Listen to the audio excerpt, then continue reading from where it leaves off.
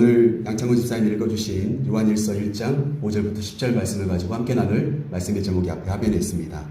우리 같이 한번 읽고 말씀을 나눠보겠습니다. 같이 읽겠습니다. 시작. 서로 사귐이 있고. 네, 오늘 말씀의 제목은 서로 사귐이 있고 라고 하는 7절 말씀의 표현을 오늘 말씀의 제목 삼아 함께 말씀을 생각해 볼까 합니다. 9월달 우리 교단의 전체적인 주제는 화해입니다. 화해. 화해라고 하는 단어를 이번 한 달 동안 여러분들이 구역공과라든지 내지는 어린이 부서 예배라든지 이런 모든 내용들이 다 거기에 집중되어져 있습니다. 제가 오늘 말씀을 준비하면서 화해라고 하는 단어를 한번 찾아봤어요. 그랬더니 사전을 검색해 보니까 이렇게 나옵니다. 화해라고 하는 것은 싸움하던 것을 멈추고 서로 가지고 있던 안 좋은 감정을 풀어 없앤다. 바로 그것이 화해다. 이렇게 기록되어져 있더라고요. 서로 싸우던 것을 멈추고 내가 가지고 있었던 안 좋은 감정을 다 풀어서 없애는 것. 그게 뭐예요? 그게 화해더라 라고 하는 겁니다. 한자를 보니까 화할 화자, 소위 말해서 화목할 화자에다가 풀다 내지는 설명하다 할 때 그 해자를 써놨어요. 그러니까 내 안에 있는 마음의 감정들을 다 이렇게 풀어서 설명하고 내 마음에 있었던 그 감정들이 내 입술을 통해서 설명되어지고 풀어질 때 어떻게 되죠? 화목될 수 있는. 그래서 마음의 감정을 잘 풀어서 해결하고 화목한 관계를 이루어내는 모습, 그게 뭡니까? 그게 바로 화해입니다. 그러니까 자꾸 그냥 말로만 우리 화해하자 이렇게 하면서 마음속에 이렇게 쌓아두지 마셔야 되는 거예요. 안 좋은 감정을 내가 쌓아두면서 화해가 이루어진다? 안 이루어진다. 여러분 그게 이 단어가 가지고 있는 매력이더라고요. 그런데 이 화해라고 하는 단어의 반대되는 단어를 한번 찾아봤습니다. 그랬더니 이 단어가 나와요. 갈등. 네, 갈등이라는 단어가 나와요. 그래서 이 갈등이라고 하는 단어를 원어적인 해석을 찾아보면은 어떻게 되어 있냐면 서로 채찍으로 후려치기. 이게 뭐라고요? 그게 갈등.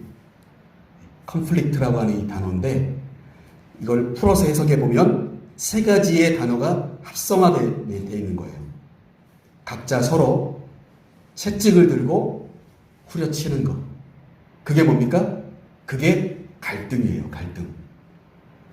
여러분 저는 여기서 한마디로 정리해 본다면 화해의 반대말은 채찍질하는 것이구나. 이렇게 정리해 드리고 싶어요. 화해의 반대말이 뭐라고요? 갈등인데 뭐 하는 거라고요? 채찍질하는 거. 여러분 그런데 우리는 좋은 표현으로 채찍질한다는 게 뭔지를 압니다. 그렇죠? 야 파이팅 해야지. 잘 될 거야 하면서 으쌰으쌰 하는 그걸 위해서 뭐를 하죠? 채찍질하는 거죠. 그렇지 않습니까? 그런데 그때 좋은 표현에서의 채찍질은 뭐냐면 격려예요. 격려. 격려해주고 힘을 실어주고 그렇죠? 응원해주고 그게 뭡니까? 그게 채찍질이에요. 좋은 표현에서의 채찍질. 그런데 성경적인 면에서 채찍질이라고 하는 것은 부정적인 것이 훨씬 더 큽니다. 채찍질을 이야기한다면 그런 거예요. 비판하는 겁니다. 비난하는 겁니다. 야, 넌 틀렸어. 에게 그거밖에 안 돼? 이게 뭐예요? 이게 채찍질이에요. 그러면 듣는 사람의 상황에 따라서 이게 큰 갈등의 열쇠가 되어집니다. 갈등이 시작되어지는 거예요. 그러니까 여러분 함부로 채찍질하지 마세요. 격려한다고 또 위로한다고 힘을 실어주겠다고 내 마음은 그랬을지 몰라도 상대방이 어떻게 그 채찍을 맞느냐에 따라서 갈등이 될 수도 있다. 그러면 어떨까요? 화해가 이루어지지 않고 갈등이라고 하는 암울함이 출발되게 된다. 바로 그것을 우리가 알 수가 있습니다. 그런데 성경적인 의미에서의 채찍질은 뭔지 아십니까? 그것을 이해하기 위해서는 우리가 잘 아는 말씀을 한 구절 읽어야 돼요.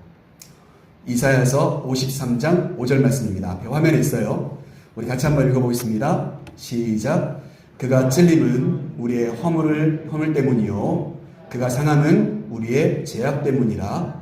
그가 징계를 받음으로 우리는 평화를 누리고 그가 채찍에 맞음으로 우리는 나음을 받았도다.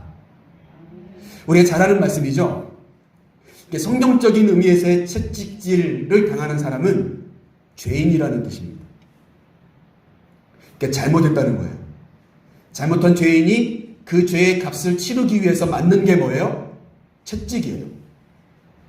그러니까 예수님이 채찍질을 당하심으로 인하여서 우리가 나음을 얻었다. 그렇게 이사야서 말씀이 우리에게 소개해주고 있는 거죠. 한마디로 말하면 예수님의 이 고난, 우리가 잘 알고 있는 예수님의 이 십자가의 사건은 이 말씀을 통해서 우리가 정리해 본다면 이걸 두 가지를 보여주는데, 예수님의 십자가의 고난이 먼저는 뭘 보여주느냐? 한번 읽어볼까요? 1번 시작. 하나님을 떠난 죄의 값이 얼마나 큰가. 예수님의 십자가의 그 고난은 내가 하나님을 떠난 죄가 얼마나 큰 죄였는지를 보여주는 바로 그 장면입니다. 예수님이 채찍질 당하고 예수님이 갖은 비난과 조롱을 당하는 그 장소로 몰려가신 거예요. 근데 그 이유가 뭐예요? 우리가 하나님을 떠난 죄가 얼마나 컸으면 그렇게 하겠느냐라고 하는 거예요. 그러니까 죄인들이 당하는 게 채찍질이다. 두 번째, 십자가가 우리에게 보여주는 게 있어요. 우리 같이 한번 읽어볼게요. 시작. 예수님이 화목제물이 되어주셨다. 이 사실을 우리에게 알려줍니다. 내가 십자가를 져야 될 텐데, 내가 죄를 지었는데 나의 죄를 해결하기 위해서 누가 대신 죽어요? 예수님께서요. 그게 바로 십자가예요. 그러면 예수님께서는 그냥 거기서 십자가에 못 박혀서 죽으신 것이 끝이냐? 그게 아니라 바로 예수님의 십자가의 그 죽으심은 마치 화목제, 이따가도 말씀드리겠습니다만 레위기서 3장 말씀에 나오는 우리가 하나님과 화목하기 위해서, 하나님께 뭔가 잘못하였을 때 제사를 드리기 위해서 사용해야 될 마치 어린 양을 하나님 앞에 갖다가 드리는 것처럼 예수님이 바로 화목제물이 되어주셔서 대신 죽어주셨다. 그러니까 우리는 어떻습니까? 십자가를 통하여서 하나님과 우리의 사이가 화목하게 될 수 있었다. 화해할 수 있었다. 바로 그것을 소개해주는 대목이 뭐예요? 예수님께서 우리를 대신하여 채찍에 맞으셨다 라고 하는 이야기였다는 사실입니다. 여러분, 그러니까 갈등 상황에 있었던 우리를, 하나님과 우리가 정말 갈등 상황에 있었어요. 그런데 어떻습니까? 예수님의 십자가를 통하여서 우리가 하나님과 화해할 수 있게 길을 열어주시는 그 장면이 뭡니까? 예수님의 십자가의 고난이었다라고 하는 사실입니다. 여러분, 바라기는 저 여러분이 어떻게 삶을 살아가시기를 원하십니까? 이번 한 달 동안 여러분, 우리 추석 명절도 있고 가족들이나 친지들이나 여러 가지 우리가 사람들을 만나게 될 텐데, 오랜만에 그들과 만나게 될 텐데, 어떤 분은 벌써부터 어깨가 굳어오고 스트레스가 쌓이시는 분들이 있을 수가 있어요. 그렇죠? 그런데 어떤 분들은 마음에 내심 기대하고 소망하는 바가 있으실 수도 있어요. 어떠한 가족들과의 관계, 친지들과의 관계, 이웃과의 관계인지 저는 잘 모릅니다만, 여러분, 이번 한 달 동안 우리가 함께 생각해야 될 것은 화해해야 된다.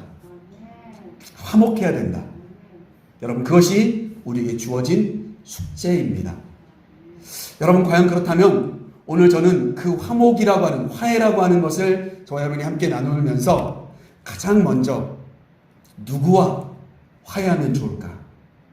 오늘 요한일서 말씀을 보니까 우리가 이 세상에 화해해야 될 많은 대상들 중에서 가장 중요한 대상과의 화해를 오늘 우리에게 소개해주고 있더라라고 하는 겁니다. 바로 그 대상에 대해서 저와 여러분이 함께 말씀을 중심으로 함께 나눠보고자 하는 거예요.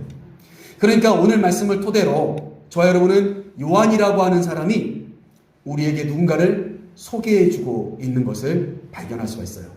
마치 중매제비처럼, 선자리를 서는 것처럼, 내지는 요즘 젊은 애들 이야기로 소개팅 시켜주는 것처럼 아무개를 내가 누군가에게 소개시켜주고 있는 그 과정이라고 여러분 생각하시면 오늘 본 말씀이 쉽게 이해되실 수가 있을 겁니다. 자, 오늘 말씀 한번 볼까요? 5절 말씀에 보면 이런 표현이 나와요. 우리가 그에게서 듣고 너희에게 전하는 소식이 이것이니. 이렇게 시작되어져요. 그러니까 요한도 누군가를 통해서 이분에 대해서 소개를 받았어요. 들었어요. 그리고는 어떻게 하죠? 우리에게 전해주는 거예요.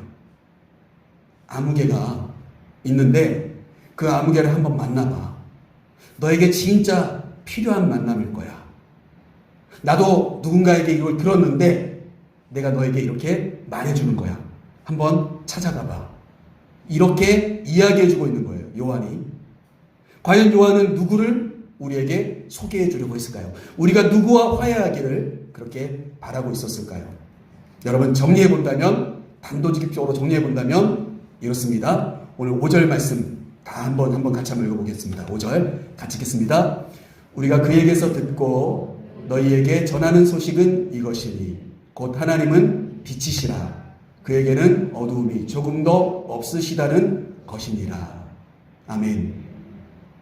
요한이 지금 누구를 소개해주고 있죠? 하나님을 소개하고 있어요. 하나님을 만나봐라.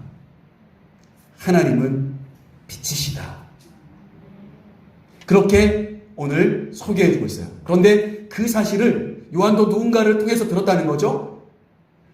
5절 말씀에 보니까 우리가 그에게서 듣고, 여기서 말하는 그는 누구일까요? 예수 그리스도입니다. 예수님을 통해서 우리가 듣고 느낀 것이 있는데 바로 그 하나님은 빛이시더라.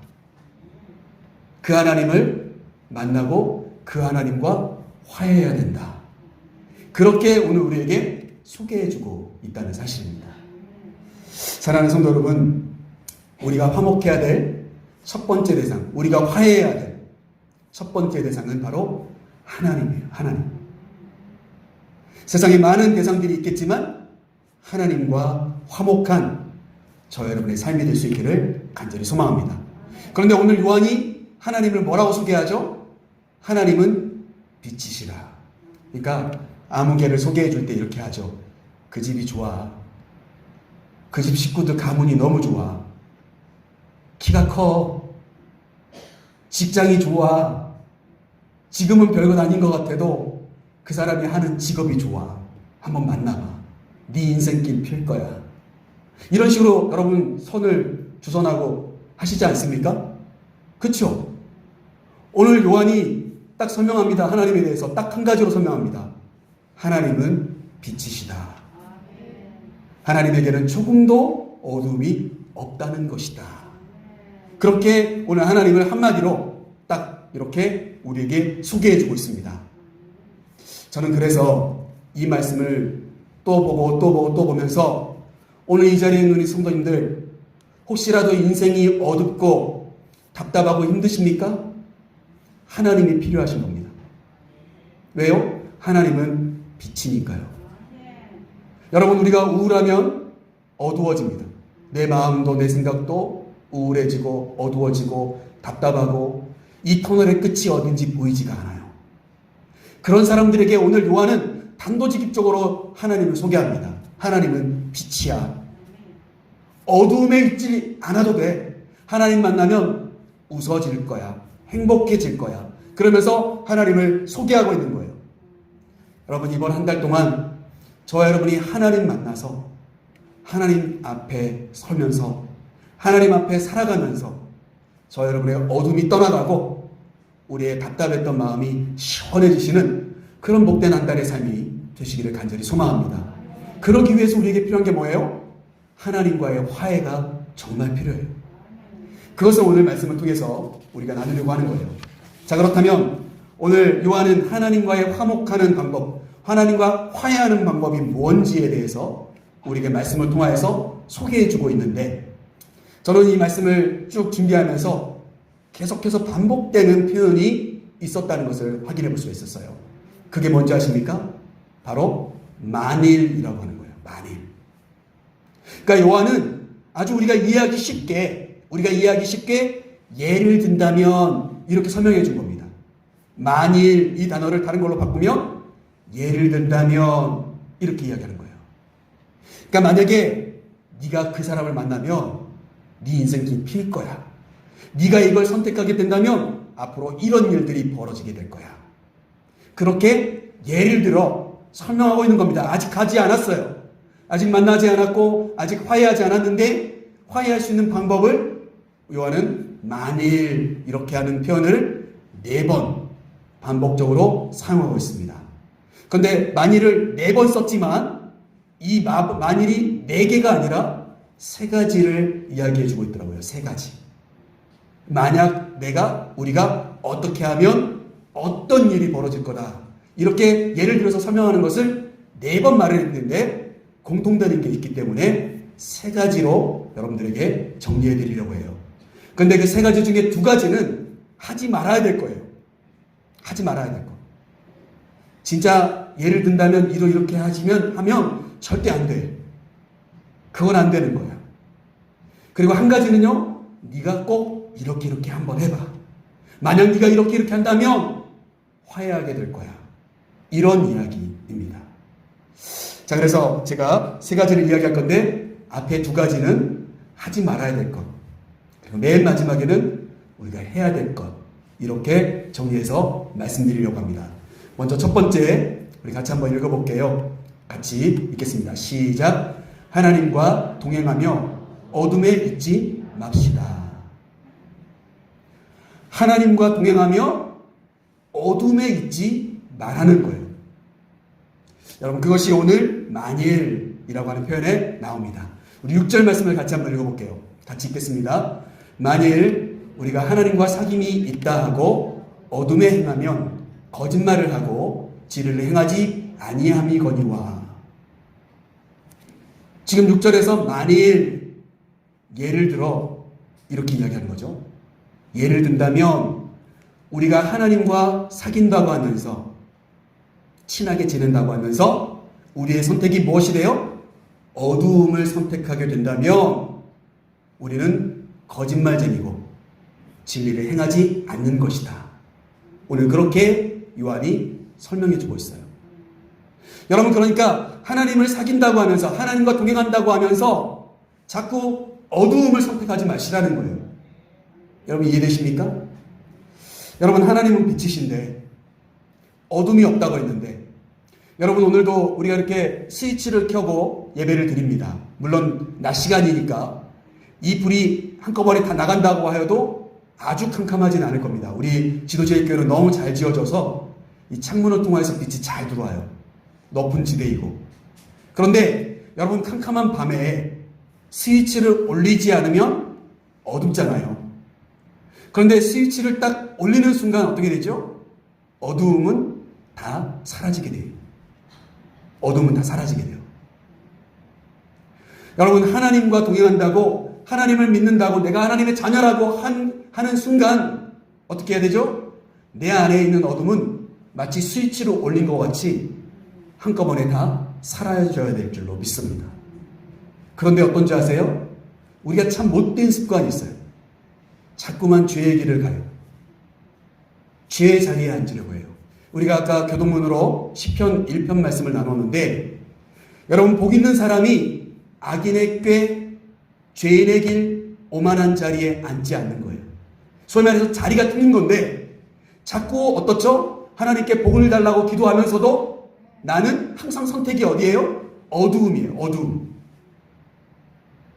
그러면서 자꾸 하나님과 화목하게 지내려고 해요. 안 된단 말이죠. 불가능하다는 이야기입니다. 빛이신 하나님과 어두움을 같이 선택할 수가 없다는 이야기입니다. 그건 거짓된 행위라는 거예요. 그러니까 교회 올 때는 빛 가운데 나와 있는 것 같이 보여요. 그런데 삶으로 딱 돌아가면 어두울 수밖에 없는 사람. 여러분 그런 인생 살지 말아야 된다라고 하는 것입니다. 여러분 사울왕이 어둠의 영에 사로잡혀 있을 때 다윗이 찬양을 하면 그 악기가 쫓겨납니다. 떠나가요. 여러분 우리가 어둠과 하나님을 함께 겸할 수 없다는 말은 바로 여기에 있습니다. 하나님과 내가 화해한다고 하면서 하나님과 친하게 지내. 나는 하나님을 사랑하는 사람이다. 그런데 내 마음에는 항상 어두워요. 부정적이고 절망적이고 그리고 나는 안 되는 사람이라고 확정하고 살아가요. 여러분 왜 그렇게 살아야 됩니까? 하나님은 빛이신데요. 오늘 요한은 이야기합니다. 하나님 우리에게 소개하면서 이야기합니다. 하나님은 빛이라. 그러면 그 하나님을 선택한 순간 나의 어둠은 다 떠나가야 될 줄로 믿습니다. 여러분 그래서 이번 한 달 동안 하나님과 화해하려면 어떻게 해야 되겠습니까 여러분? 자꾸 하나님의 스위치를 켜야죠.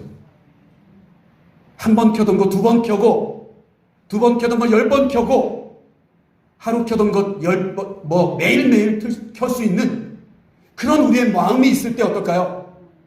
빛이 우리를 장악하게 되고, 우리는 하나님과 화해한 관계 속에서 그렇게 살아가게 될 줄로 믿습니다. 자꾸요, 내가 하나님 믿고 하나님 사랑한다고 말하면서 자꾸 내가 어두움을 선택할 필요가 없다는 이야기예요. 그래서 여러분, 우리 옆에 있는 분들과 한번 인사합시다. 우리 9월 동안 우리가 함께 해야 될 것을 한번 인사하겠습니다. 찬송합시다. 기도합시다. 하나님의 스위치를 올립시다. 뭐 하자고요? 찬송하고 기도하고 하나님의 스위치를 자꾸 올리셔야 돼요. 그러면 어떨까요? 하나님과 화해할 수가 있어요. 하나님을 선택하십시오. 자꾸 어두워지세요? 안 될 것 같으세요? 하나님의 스위치를 올릴 때인 거예요. 그래서 이번 한 달 동안 여러분 하나님과 화해하면서 살아가면서 자꾸 어둠을 선택하지 마세요. 빛을 선택하는 저와 여러분의 삶이 될 수 있기를 간절히 소망합니다. 자, 두 번째 우리 같이 한번 읽어볼게요. 하지 말아야 될 것 두 번째입니다. 같이 읽어보겠습니다. 시작. 하나님 앞에서 무지하고 교만하지 맙시다. 하나님 앞에서 우리가 하지 말아야 될 게 있어요. 그게 뭐냐면 무지한 모습 그리고 교만한 모습을 보여주지 말라. 이렇게 이야기하는 겁니다. 저는 이 말씀은 우리 하나님 앞에서 뿐만이 아니라 사람들과의 관계 속에서도 그런 것 같아요. 하나님 앞에서도 굉장히 거만한 분들이 있어요. 목이 빳빳해가지고. 성경은 그 사람들을 목이 곧은 백성이라고 이야기해요. 하나님의 자녀라고 말하지 않고. 그 목이 곧은 백성들은 다 어디에 묻혔냐면 광야에 묻혔어요. 여러분 진짜 그런데 우리가 하나님 앞에서 무지하거나 교만하지 않아야 합니다. 오늘 그 말씀은 어디에 있는지 우리가 같이 한번 또 만일을 같이 한번 읽어볼게요. 8절입니다. 같이 한번 읽어보겠습니다. 만일 우리가 죄가 없다고 말하면 스스로 속이고 또 진리가 우리 속에 있지 아니할 것이요. 우리 10절 말씀도 한번 읽어볼게요. 10절 같이 읽어보겠습니다. 만일 우리가 범죄하지 아니하였다 하면 하나님을 거짓말하는 이로 만드는 것이니 또한 그의 말씀이 우리 속에 있지 아니하니라. 만일은 두 가지인데 한 가지를 이야기하고 있습니다. 만일 우리가 죄가 없다고 말하면 저는 이 말씀을 준비하면서 그런 마음이 들었어요. 어떤 사람이 잘못을 했어요. 그런데 잘못을 했는데도 불구하고 이거를 다 합리화하는 사람이 있습니다. 그럴만해서 이렇게 한 거야. 나는 생각이 없는 줄 알아? 이렇게 말을 하는 사람들이 있죠. 제가 굉장히 찔립니다. 저도 막 찔리는 것 같아요. 우리가 뭔가를 잘못했는데 내가 뭘 잘못했는지 잘 모를 때가 있어요. 그리고 뭘 잘못했는지 아는데 내 자존심상 잘못했다는 말을 하고 싶지 않아요. 그러면 하는 게 뭐예요? 이걸 합리화시켜요. 내가 다 이유가 있어서 이런 거야. 내가 바쁘니까 주일날 교회를 못 가는 거지.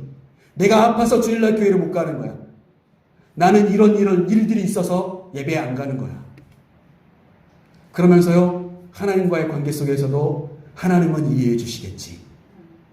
저 지도교회 성도들은 이해해 주지 못해도 하나님은 이해해 주시겠지. 그러면서 자꾸 자기를 합리화하는 거예요.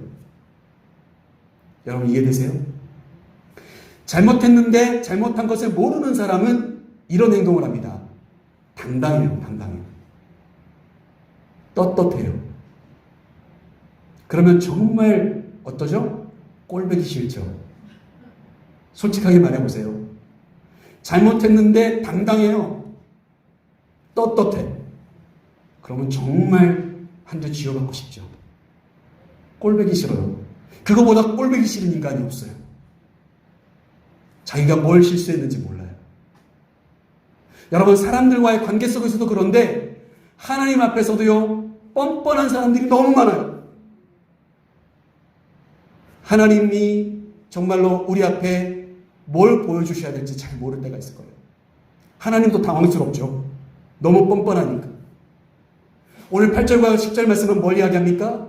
나의 죄에 대한 이야기를 하는 거예요. 내가 죄를 지었는데 난 죄 없다고 이야기하는 거예요. 나는 죄가 뭔지 모른다는 거죠. 나는 법 없이도 살 사람이라는 거예요. 나는 절대 누구를 해코지하지 않았고 사기치지 않았고 죽인 거나 때린 적이 없다. 그런 사람 세상에는 정말 많습니다. 이 세상에. 여러분도 아마 그런 분들과 함께 살고 있지 않으세요? 나는 법 없이도 살 사람이야. 그런데 그게 얼마나 하나님 앞에 무지한 모습인지 몰라요. 뻔뻔한 모습인지 몰라요.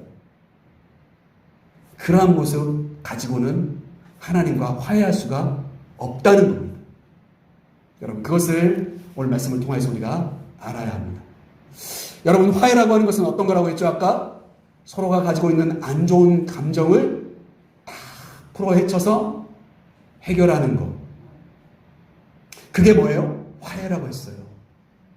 그런데 어때요? 내가 풀 감정이 없다고 생각하는 거예요. 몰라서 그러는 것. 그것도 죄예요. 알면서도 그저 그렇게 그냥 지나가려고 하는 것. 그것도 얼마나 큰 뻔뻔함인지 몰라요. 여러분, 하나님 앞에서 겸손해야 합니다. 하나님 앞에서. 저희는 정말 하나님 앞에서 겸손해야 돼요. 당당하거나 뻔뻔하거나 떳떳하게 그렇게 살아가는 것, 그것으로는 하나님과 화해할 수가 없다는 것입니다. 자, 그래서 여러분, 한번 우리 옆에 있는 분과 한번 인사해 보겠습니다. 눈에 보이지 않는 하나님께 하듯이 우리 한번 옆에 있는 분과 한번 해보겠어요? 따라해 보실 준비가 되어 있습니까? 예, 제가 하는 것대로 한번 따라해 보세요. 내가 잘못했습니다. 여러분, 이게 눈에 보이지 않는 하나님께도 우리가 해야 될 거라는 거예요. 내가 잘못했습니다. 내 잘못입니다. 그렇게 되면 어떻게 될까요? 화해할 수가 있어요. 그런데 그게 안 되면 뻣뻣해요. 내가 뭘 잘못했는데 나는 그런 적이 없어. 이렇게 이야기하기 시작하면 화해할 수가 없는 겁니다. 여러분, 가족들 간에도 성도들 간에도 우리가 정말 필요한 것은 내 잘못을 인정하는 것이 필요한 것 같습니다. 자, 그래서 마지막 세 번째 우리가 해야 될 것이 여기에 있죠. 같이 한번 읽어볼게요. 시작. 하나님 앞에 잘못을 고백합시다. 자, 우리 말씀 오늘 9절 말씀 한번 보겠습니다. 우리가 너무 잘 아는 말씀이에요. 같이 한번 읽어보겠습니다. 만일 우리가 우리 죄를 자백하면 그는 미쁘시고 의로우사 우리 죄를 사하시며 우리를 모든 불의에서 깨끗하게 하실 것이요. 아멘. 만일, 이제 마지막 만일인데 이 만일은 뭐냐면 우리가 이렇게 하면 좋은 결과가 나올 만일을 이야기하는 거예요. 그러니까 우리가 예를 들어서 이렇게 하기만 하면 아주 좋은 결과가 따라올 것이다 라고 하는 것입니다. 여러분, 이 말씀을 통하여서 우리가 알 수 있는 게 있어요. 하나님은요, 항상 화해하고 싶어 하셨어요. 애나 지금이나 앞으로도 영원히 하나님은 어떨까요? 화해하고 싶으셨어요. 구약 성경에 보면 레위기서 3장 말씀에 보시면 여러분, 제사의 방법 중에 화목제를 드리는 방법이 나와요. 거기에 소를 드릴 때, 양을 드릴 때 이런 표현들이 구체적으로 나와 있습니다. 그런데 하나님께서 양을 드릴 때는 어떻게 해라, 소를 드릴 때는 어떻게 해라 하는데 하나님께서 거기 레위기서 3장 말씀을 보면 특정 부위를 하나님께 드리라고 이야기를 해요. 그런데 제가 한번 질문해 볼게요. 하나님이 만약에 야, 거기 기름진 것, 그 기름 덩어리는 내 거야, 나에게 줘, 이렇게 말씀하셨다고 해서 하나님이 그것을 하나님 여기 있습니다 라고 이렇게 드리면 하나님이 내려오셔서 맛있게 젓가락과 숟가락을 가지고 떼어서 드시고 있을까요? 아니죠. 아니에요. 그런데 성경을 보면, 제사의 방법들을 보면 특정 부위를 하나님께 드리라고 이야기해요. 그건 절대 너희가 건드리면 안 된다. 왜 그랬을까요? 그것은 우리의 순종의 태도를 하나님께서 테스트하기 위함입니다. 신약성경으로 넘어오면 하나님은 무엇을 통해서 화해하고 싶으셨냐면 예수 그리스도의 십자가를 통한 예배를 통하여 하나님은 우리와 화해하고 싶어 하셨어요. 오늘도 여러분들 잘 오셨습니다. 이 예배를 통하여서 저와 여러분이 하나님과 더욱더 가까워지고 하나님의 마음을 이해하며 우리가 하나님과 화목한 사람으로 세워지기를 간절히 소망합니다. 그런데 신약성경에서 말하는 우리 예배는 어떻게 드리는 걸까요? 제가 예배 드릴 때마다 읽어드리는 말씀 속에 답이 있어요. 영과 진리로 예배할지니. 구약성경에는 어떤 특정 부위를 하나님께 드리는 것이 화목제물이었어요. 근데 신약성경에서는 뭐예요? 우리의 영혼을 드리고 진리의 말씀을 붙잡고 하나님께 나아갈 때 우리가 하나님과 하나 될 수 있다. 바로 그렇게 이야기하고 있습니다. 여러분, 오늘 구절 말씀을 통해서 한번 보십시오. 우리가 우리의 죄를 남을 시켜서가 아니라 내 스스로가 자백하면, 내가 자백하면. 이 말은 뭘까요? 예배하는 자가 내가 돼야 된다는 거예요. 내가 돼야 된다. 내가 예배해야 된다. 우리 부모님, 우리 할아버지 때부터 우리가 4대째 믿음의 가문입니다. 그래봤자 소용이 없어요. 내가 예배하지 않으면 소용없는 거예요. 내가 하나님 사랑하지 못하면 소용없는 겁니다. 내가 회개하지 않으면 하나님과 화해되지가 않습니다. 여러분, 결코 내가 하나님께 뭔가 용서를 구하고 내가 하나님께 뭔가 나아가지 못하면 하나님과 내가 화해하지 못한다는 거예요. 오늘 이 말씀은 저 여러분에게 아주 중요한 포인트를 이야기한 거예요. 그러면 어떻게 되죠? 내가 나의 스스로의 죄를 하나님 앞에, 하나님, 내가 잘못했습니다. 내 잘못입니다. 이렇게 이야기하면 하나님 어떻게 하신다는 거죠? 나의 모든 죄를 깨끗하게 해주신다. 하나님이 용서라고 하는 것을 통하여서 어떻게 되죠? 우리가 하나님과 화해하게 된다. 여러분, 그래서 화해는 고백과 용서가 어우러질 때 완성되어지는 하나의 작품입니다. 한번 따라해 보세요. 화해는 자백과 용서가 만날 때 이루어진다. 내가 뭔가 고백을 했는데 상대방이 안 받아줘요. 그럼 화해가 안 되는 거죠. 여러분, 그래서 누군가가 나에게 잘못을 구하면 하나님이 나의 죄를 용서해 주셨던 것처럼 내가 너의 죄도 용서해 줄게. 이런 마음으로 받아주는 사람이 있어야죠. 받아주어야 화해가 될 거 아닙니까? 하나님은 그렇게 하셨다는 거예요. 우리가 주기도문 할 때 어떤 고백을 합니까? 우리가 우리에게 잘못한 사람을 용서해 준 것과 같이 우리의 죄를 용서해 달라고 기도하죠. 그러니까 누군가가 나에게 잘못을 구하면 내가 그것을 받아줄 준비가 되어 있냐는 거예요. 나는 절대 용서하지 않아. 나는 절대 틀린 말 하지 않아. 나는 있는 것만 말해. 그러니까 화해가 안 되는 거죠. 만약 하나님이 저 여러분의 있는 모습 그대로를 다 말씀하셨다면 우리는 십자가에 다 못 박아 죽어야 됩니다. 못 박혀 죽어야 돼요. 근데 하나님 어떻게 하셨죠? 용서해 주셨어요. 받아주셨던 거예요. 그러니까 어떻습니까? 하나님과 화해할 수 있었다라고 하는 것입니다. 말씀을 마치면서요, 사랑하는 성도 여러분, 저 여러분이 이번 한 달 동안 미쁘시고 의로우신 하나님과 화목한 관계가 계속해서 이어지기를 간절히 소망합니다. 가장 중요한 화해는 하나님과의 관계예요. 내가 하나님과 친해져야지. 내가 하나님과 더욱더 가깝게 지내야지. 내가 하나님께 나의 잘못한 것을 말씀드리고 그 관계를 회복해야지. 그런 마음이 저 여러분의 마음속에 항상 넘쳐나시게 되기를 간절히 소망합니다. 오늘 말씀 7절 말씀만 우리 마지막으로 같이 한번 읽어볼게요. 7절 같이 읽겠습니다. 그가 빛 가운데 계신 것 같이 우리도 빛 가운데 행하면 우리가 서로 사귐이 있고 그 아들 예수의 피가 우리를 모든 죄에서 깨끗하게 하실 것이요. 아멘. 하나님은 우리와 함께 사귐이 있는 그런 하나님과 우리가 화해된 관계를 원하고 계십니다. 그런데 그 과정 가운데 하나님이 바라고 있는 것은 뭐냐? 예수님의 피예요.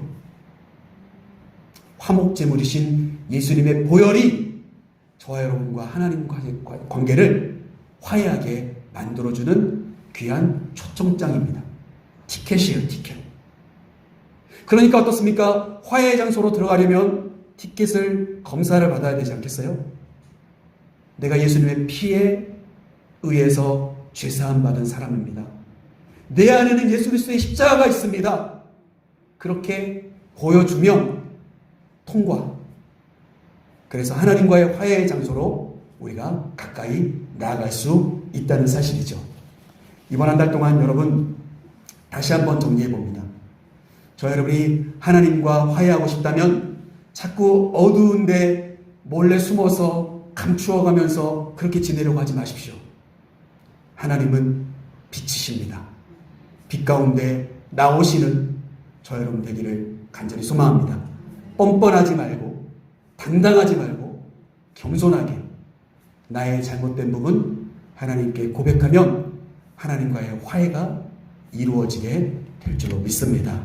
예수님의 이름으로 우리가 하나님께 잘못을 구하면 그는 미쁘시고 의로우사 우리의 죄를 다 사해 주십니다. 오늘 말씀 붙잡고 저 여러분이 이번 한 달 동안 하나님과 화목한